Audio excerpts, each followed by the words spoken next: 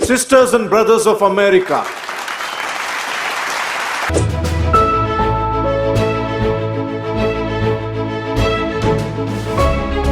there is not a single person on this planet who have not heard of Starbucks, world's biggest coffee house company. But did you know that the former CEO of Starbucks, Howard Schultz, was born and raised in poverty, barely making ends meet. When things got really tough, he even had to sell his blood couple of times. This is the success story of Howard Schultz, how he went from living in poverty and struggling for money to survive to transforming Starbucks into a $100 million. He was just a young boy who never stopped dreaming, and here is why you should not stop do. He was born in a very poor family. He spent his childhood living in a small one-bedroom apartment from a public housing project. His father was an army vet and a truck driver and spent most of his life working low-paid jobs. When Howard was 7 years old, while delivering diapers, his father fell on the ice and broke his leg, and because of this, he was fired from his job. And with no medical insurance and no savings, his family was struggling for money.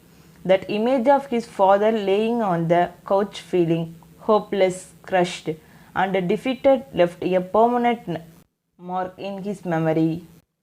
It was one of the biggest defining moments in Howard's life, and to get away from all of these problems, he used to sit on the staircase in his building, dreaming of a better life. He played football in high school and earned an athletic scholarship to go to college. But he did not want to play sports and decided to major in communication to pay. For college, he had to take student loans and worked many odd jobs to make ends meet. Few times he even had to sell his blood for money to survive. After graduating from college, Howard worked at a SKI lodge and as a salesman. But he had to desire to work at Starbucks. At that time, Starbucks had 3 owners and only sold coffee beans. So, at the age of 29, after a full fear of convincing the owners to hire him, he finally got a job at Starbucks. While on a business trip to Italy, he walked into an Italian coffee shop and he was fascinated by his experience while drinking coffee. He was amazed by the fact that the owner of the coffee shops actually know their customers and they even called them by their names while serving them coffee. Excited, he traveled back to the US, trying to convince the Starbucks owner to accept these incredible new ideas, but the owners rejected him. So Howard quit Starbucks and went on to create his own coffee company called Il Giornale, but he had no money to fund his company. In the course of the year I spent trying to raise money, I spoke to 242 people and 217 of them said no. Try to imagine how disheartening it can be to hear that many times why your idea is not worth investing in. It was a very humbling time, but eventually enough people believed in his vision and decided to invest in his business. He worked extremely hard to open his first coffee shop where he could replicate the experience he had in Italy and finally implement his ideas. After a few years, Starbucks went bankrupt and Howard bought the company and became CEO of Starbucks.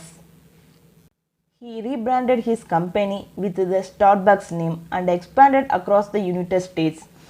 Today, Starbucks has more than 30,000 stores around the world and the market value cover $10 million. And Howard has an advice for you in life. You can blame a lot of people and you can wallow in self-pity, or you can pick yourself up and say, listen, I have to be responsible for myself. I believe life is a series of near misses. A lot of what we ascribe to luck is not luck at all. It's seizing the day and accepting responsibility for your future. It's seeing what other people don't see and pursuing that vision. I feel so strongly that the reason I am here is I dreamed big dreams. I dreamed the kind of dreams that other people said would not be possible. Thank you.